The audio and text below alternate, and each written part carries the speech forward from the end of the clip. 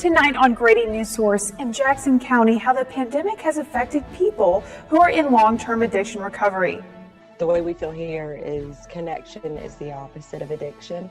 And being on Zoom meetings, you lack that connection of a hug or being face-to-face with someone. And so it takes the wind out of the sails a little bit with it. In Athens, Clark County, what happens if there's a statewide election recount? If there's a recount, it has to be done within a time period. So if it's 2 days, if the state orders 2 days, we have to have it done in 2 days, it'll be 2 days, but it'll be based on what they tell us. Even after Election Day, Georgians are still not sure who will be representing them in the U.S. Senate. Coming up, what you need to know to get ready for voting in the runoff races. This is Northeast Georgia's only local source for TV news. From the Grady College of the University of Georgia, this is Grady Newsource. Good evening, I'm Georgia Chambers and welcome to Grady Newsource. We begin with the news of how President-elect Joe Biden will tackle the coronavirus pandemic. He and his transition team released his COVID-19 response plan on Sunday. The team says Biden will continue to call on mask mandates in all states, establish a renewable fund for state and local governments, and invest in more drive-through and at-home testing. Dr. Gene O'Connor, a health policy and management professor, says resources, information, and guidance from the federal level will, in turn, help the state and local level health departments. I think this is going to take a huge amount of cooperation from the local, institutional level, at universities, all the way up to the federal government. And that we need more of that cooperation and collaboration if we want to be successful in defeating COVID. This announced plan comes after the U.S. hit the single-day record of 126,480 positive COVID cases last Friday. The COVID-19 pandemic has hit communities hard, and people in substance abuse recovery are no exception. One Jackson County recovery organization is doing what they can to offer support in isolating times. Grady Newsource reporter Cassidy Hannon has the story. Reboot Jackson has been providing peer support and resources to people impacted by substance abuse since 2018. Outreach coordinator Katie Pope says they've been busier than ever since the pandemic. I think people are reaching a level of desperation in all of this, basically having to be in solitude and isolation, and they need something to make it stop. Much of their services come in the form of meetings and individual or group check-ins, which has made dealing with the pandemic even more difficult. The way we feel here is connection is the opposite of addiction. And being on Zoom meetings, you lack that connection of a hug or being face-to-face with someone. For Jamie Toludo, an Athens local in long-term recovery for 5 years now, finding that personal connection is what gave her the strength to combat her substance use. I could sit in my room all day long and try to figure out by myself how I was going to not drink. But until I got into a community of people who were doing the same thing, I wasn't able to do it. As much as I prayed, as much as I wished it away. Pope says the isolation of the pandemic has led to a surge in more serious issues. You have found higher overdose rates, higher suicide attempt rates, and we've definitely seen the numbers on an uptick since the pandemic happened and everyone's having to stay home. Unfortunately, this trend isn't unique to Jackson County. Jeff Breedlove, Chief of Communications at the Georgia Council on Substance Abuse, said that they've seen an increase in calls to their CARES Warm Line, a phone line operated by and for people in recovery since the pandemic. The numbers have spiked consistently at 75% mathematically higher from March to the same correlating month last year. Calls are up. That's just a fact. Not only are calls becoming more frequent, Breedlove said callers are expressing higher levels of anxiety, stress, and fear than before. Report after report, staff meeting after staff meeting, they're talking about the intensity of the calls of getting worse and worse during COVID. If you or someone you know is struggling with substance use, you can call the CARES Warm Line at the number below from 8:30 a.m. to 11 p.m. 365 days a year. Cassidy Hannon, Grady Newsource. UGA men's tennis coach Manny Diaz tested positive for coronavirus, causing the team to cancel its final match of the fall season against Auburn. Diaz tested positive after the team's match against Florida on Saturday. UGA has released a statement saying, quote, Diaz has mild symptoms and is feeling well at the moment. The team is scheduled to return to action in the spring, with Diaz at the helm in his 33rd season as head coach of UGA's men's tennis. Last Tuesday's election is Friday, November 13th by 5 p.m. Grady Newsource reporter Kelsey Miller explains the process. Under Georgia law, all state elections starting in November 2020 must conduct a risk-limiting audit to confirm election results, according to the Secretary of State's office. Under a risk-limiting audit, local election superintendents must complete the audit before the deadline, ensure that all types of ballots are included in the audit, provide unofficial results to the public prior to conducting the audit, and provide details of the completed audit to the public within 48 hours. Before any certification can begin, UGA Public and International Affairs professor Dr. Jamie Carson says that all votes must be included. So when the ballots are cast on election day, they're officially counted. And it's not until the Secretary of State in each state can officially certify or guarantee that all the votes that have been cast have actually been counted that certification actually occurs. In Athens-Clarke County, Board of Elections Director Charlotte Sosby explained the preparation election officials conducted to begin certification. It consists of including the votes for those voters who are UOCAVA, overseas and military, who had ballots that were postmarked on election day but received by last Friday, and reconciling all the paperwork from all of our polling precincts. According to the Secretary of State's Results Center, 2 counties in our Northeast Georgia area have completed certification, Barrow and Madison. Dr. Carson explained why some counties could be quicker to certify and why it could take longer than expected. Counties can vary because some counties are smaller than others, so they count the votes faster. With mail-in voting, it takes longer to process them, so that's why things seem to be moving a little slower this time around. Kelsey Miller, Grady Newsource. The state of Georgia may have to recount votes that were cast in the presidential election. Grady Newsource reporter Kelsey Coffey tells us what that could look like in Athens. Over 50,000 Athens-Clarke County residents voted in this year's presidential election, but there's a chance all those votes will have to be recounted. Georgia law allows for a losing candidate to request a recount if there is a 0.05% margin in the results. Director of the ACC Board of Elections, Charlotte Sosby, says recounting votes could take a while, but votes would have to be counted by a certain deadline. If there's a recount, it has to be done within a time period. So if it's 2 days, if the state orders 2 days, we have to have it done in 2 days, it'll be 2 days, but it'll be based on what they tell us. Public and International Affairs professor Charles Bullock says there has been no evidence of voter fraud in this election. Voter fraud is rare. So not in this election, not in most elections. He also thinks recounting votes in Georgia won't make a difference in the outcome of the election. There have been so few instances in which a recount has changed anything. And when there have been, it again has been incredibly close. This is just delaying the inevitable. President Donald Trump has appointed former U.S. Senate candidate Doug Collins to lead the possible state recount. Kelsey Coffey, Grady Newsource. With 2 Senate races heading to a runoff, Georgia voters are not finished going to the polls just yet.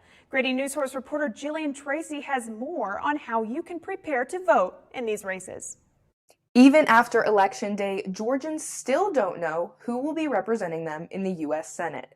2 runoffs will take place since in both Senate races, no candidate received a majority of the votes. For one seat, Republican Senator David Perdue will run off against Democrat Jon Ossoff.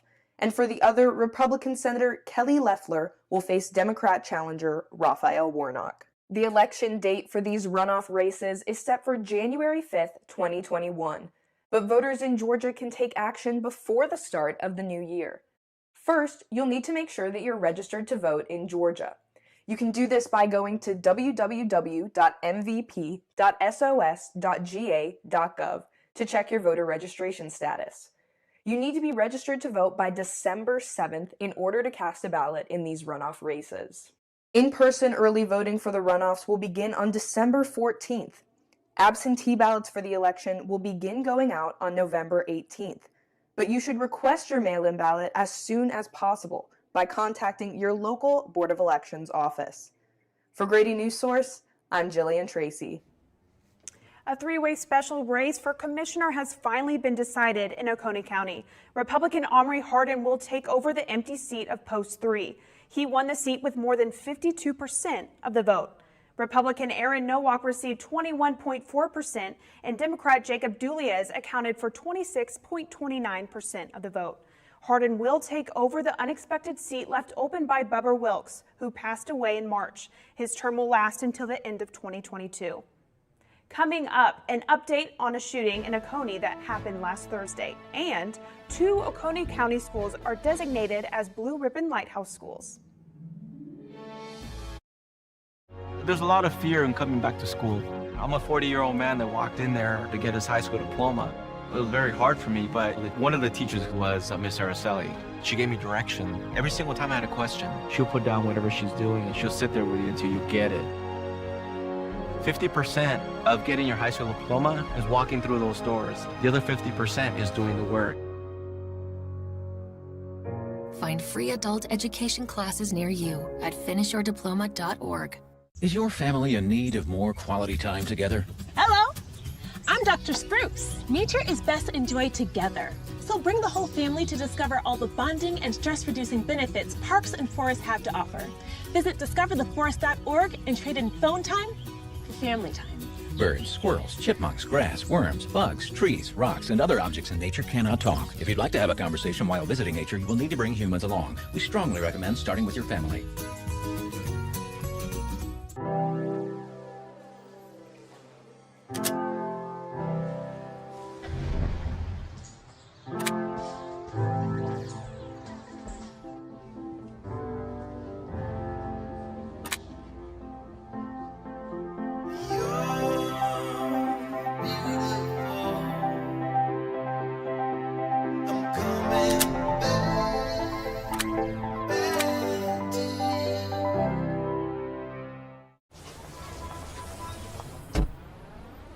Na na na na na na, I love you so.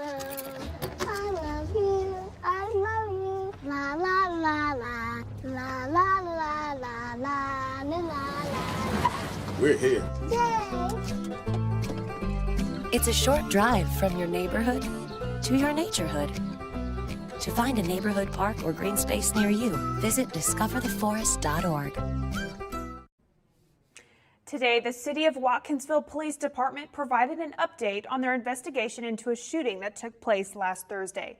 Newsource reporter Nathan Moore has the story.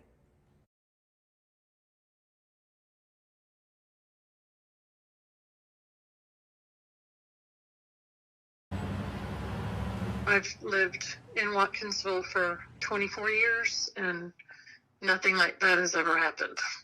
On November 5th, the Watkinsville Police Department, as well as deputies of the Oconee County Sheriff's Office, arrived at a Watkinsville residence in response to a reported shooting. I'm standing here at VFW Drive here in Watkinsville, just under a mile away from the police station. Todd Tedderton, the Deputy Chief of Police for the Watkinsville Police Department, said they are still looking into the incident, but they do have an update on the status of the victims. We had 2 victims that were shot. These were non-life-threatening injuries. They were both transported to the hospital in Athens, but they were released from that, and they're going through follow-up care at this time. I want to tell everybody this is an isolated, although targeted incident. The suspect and the victims were unknown to each other. Normally a relatively quiet and peaceful area, citizens of Watkinsville have voiced some concern regarding the shooting. Well, I'm not scared or anything, but I'm surprised, and it's uncharacteristic of Watkinsville, because I always tell people the town I live in is so safe. I can just leave my door open and not worry about it. And to have a shooting in the city is real unusual.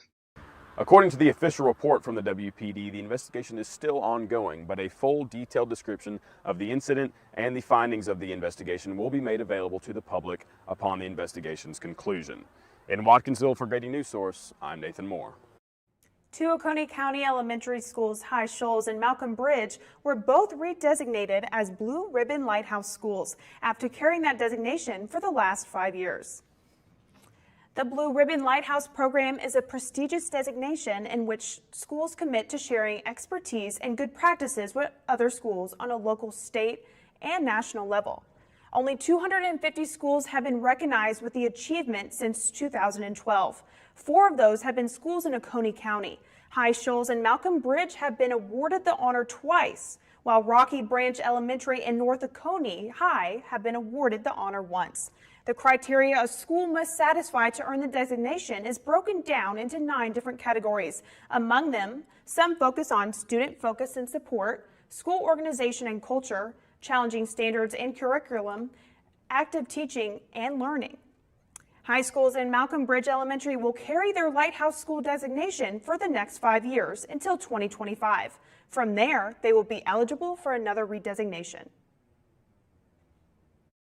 Hello, this is Melissa Gott, and coming up, I'll have your Northeast Georgia forecast, along with information about 2 meteoric showers this month and tips for the perfect viewing experience.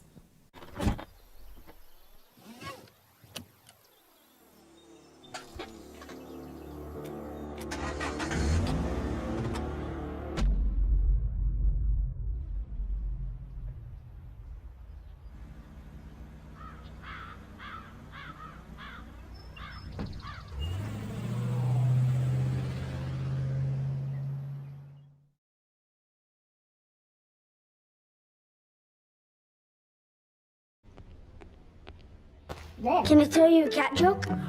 Just kidding. Why did the girl ask the mushroom to dance? Because he was a fun guy. What do you call a pig that knows karate? Pork chop. So how does a tissue dance? Put a little boogie on it.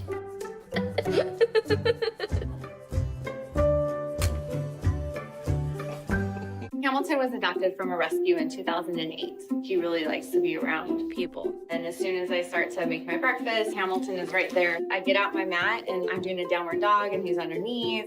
He's quite the pug about town. He gets invited to a lot of parties. He knows he's a pretty big deal. I mean, look at this little face. How do you not love him?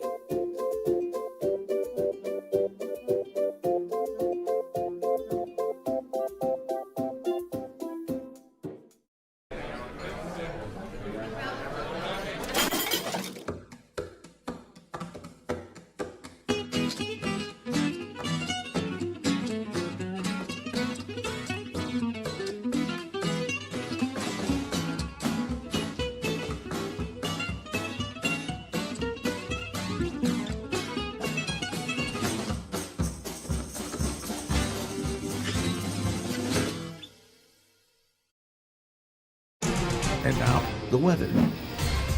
Happy Monday, everyone. I'm Melissa Gott with Grady Newsource, bringing you your Northeast Georgia weather. Today, I'll be covering the high temperatures today, the low temperatures tonight, the 5-day forecast, and information about 2 prominent meteor showers this month. The high temperatures today range from the low 70s to the low 80s. And the low temperatures tonight range from the high 50s to the high 60s, with an average in the low 60s. This week you can expect a lot of rain. Monday the high will be 76, the low will be 63 with partly sunny skies. On Tuesday the high will be 73 and the low will be 67 with some rain. And on Wednesday the high will be 76 and the low will be 66. And Thursday the high will be 77 and the low will be 60 with rain on both days as well. Friday will be partly sunny with the high of 72 and a low of 55. Recover from the stress of election week by enjoying the beauty of outer space. On the night of November 11th through 12th, you can enjoy the peak of the North Tard meteor shower. And on November 16th through 17th, you can enjoy the peak of the London meteor shower. UGA astronomy professor Loris Magnani says to view these meteor showers, you should go out after midnight, find someplace safe facing east, and leave the city and the suburbs.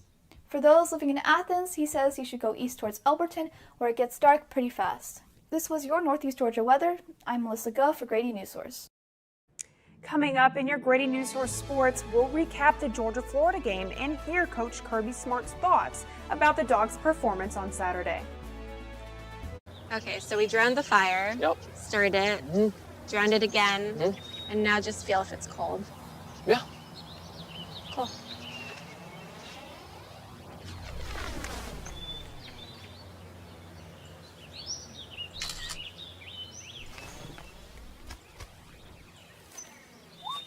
Smokey just gave me a bear hug. I know. I already posted it. Take a look under your bed. Find stuff under there? What about jobs? No? Now try your closet. Still no jobs? Just more stuff? Well, you really have both. See, stuff is defined as household articles considered as a group. Sometimes this stuff is no longer needed. Wait, no longer needed? That can't be right. Because remember those jobs you were looking for? Those are really needed, and they're the stuff inside your stuff. Our job is to unlock those jobs, and it starts when you donate your stuff to your local Goodwill. Here's how we do it. When you donate to Goodwill, we sell your stuff to provide job training for people right here in your community. So just by teaming up with Goodwill, you help create jobs. And isn't that worth parting with the leftover keytar from your 80s cover band? Goodwill. Donate stuff, create jobs.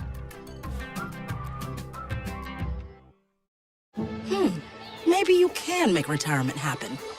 After all, you made this vacation happen. Double points with every purchase? Cleverly merging promotions. I love it. Cross-referencing travel sites. And booking all your flights with those... Vouchers. I got us bumped. They were like, oh. But now they're like... Aloha. You aced this vacation. Now get the tips you need to get on track at aceyourretirement.org. And now, sports. The Georgia Bulldogs met their rival Florida Gators this weekend for their annual showdown at TIAA Bank Field this Saturday in Jacksonville, Florida. The Bulldogs started fast with a first-place 75-yard touchdown run from sophomore running back Zamir White. After a Florida 3-and-out, the Dogs got on the scoreboard again with a 32-yard Stetson Bennett touchdown pass to freshman wide receiver Marcus Rosemy-Jacksaint, who suffered a gruesome leg injury on the play. Up 14-0, the Dogs then gave up 2 touchdowns as Kyle Trask led the Gators down the field twice. Georgia would regain the lead at 21-14 in the second quarter with an Eric Stokes 37-yard pick six, but this would be the last time the Dogs held the lead. Georgia would score one more time in the third quarter off of a Dwan Mathis 25-yard touchdown pass to Kyrus Jackson, but the Dogs would ultimately lose 44-28. Despite having injury troubles coming into this game, Georgia head coach Kirby Smart gave credit to Florida coach Dan Mullen and their game plan. Coming up, the Jackson County Holiday Connection program is asking for volunteers for the holiday season. Offensively and defensively, I thought they did a good job, trying to make us win. Hello. Hi. I'm from Blue Hill Stone Barns. We brought a meal for you, and I'm here to serve it to you. Okay, great. Come in. Zucchini carbonara, made from zucchini that was harvested earlier this morning. Again? Hey, Dan Barber. Give room for a little bit more.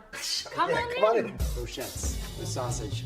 So when we made that zucchini carbonara, they're the end pieces of the zucchini, and they're the cores that we cut away. Not to mention zucchini flour. Usually those get thrown out. We use them to create an entire second dish. Does that... Oh. Again? I'm here to bring you your third course. It's the vines from your zucchini. We'll have a little zucchini stem pasta. A different experience of zucchini. When we start to think differently about our food, we can get a lot more out of it. This is delicious.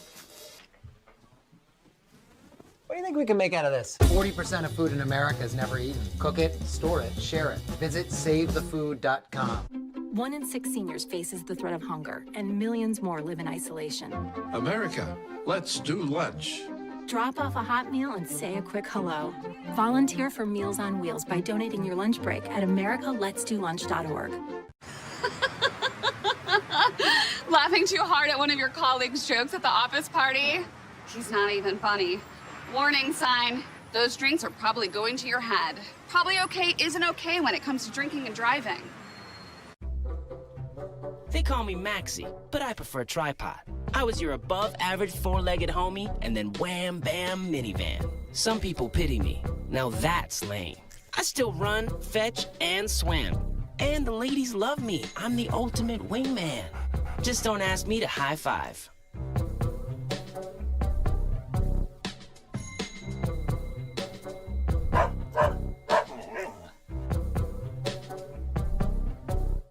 Jackson County is in the spirit of giving as Christmas time approaches. The Holiday Connection program is encouraging county residents to apply for holiday gift assistance or become a volunteer for the program.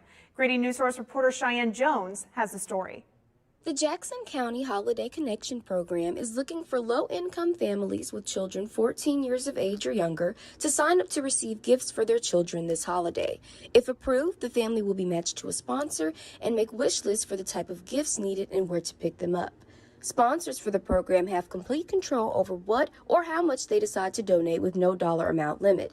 Once matched to a family, all of the additional information is emailed. Natasha White says the program was a big help for her family, and she even built a relationship with her sponsor. My husband and I were so grateful that our child was sponsored last year by the program. We were having such a tough time financially, and we don't know what we would have done with. Linda Foster, coordinator for the program, says not only are they looking to help more families, but they are in need of volunteers for the program as well due to changes with COVID-19. Linda says ever since COVID-19, there has been an increase in safety guidelines, and they need more volunteers to safely social distance families coming to sign up. As the final dates for sign up approaches this week, Linda predicts these will be the busiest days and is urging volunteers to sign up. The event will be at Cloverleaf Circle in Jefferson, Georgia, with signs leading to the right area. People will be asked to wait in their cars for paperwork and must have ID, proof of income and residency, and other required documents. If you need assistance, know of a family in need, or are interested in helping with the program, you may visit the Jackson County Family Connection website at jcfamilyconnection.com or text 706-224-7345. From Jefferson, Georgia, Grady Newsource, Cheyenne Jones. Thank you for watching Grady Newsource. I'm Georgia Chambers. Have a great night.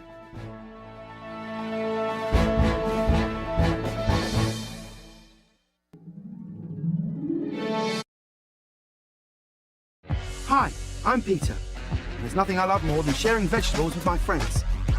Come on in! Help yourself to anything. That's why we give our food the utmost respect it deserves. Did you know there are simple steps we can all take to help save food? You can cook it, store it, even share it. Just don't waste it. Because when it comes to food, better ate than never. To learn more, visit SaveTheFood.com. You think getting dumped by text is harsh? Try getting dumped by a tennis ball. My ex-owner drove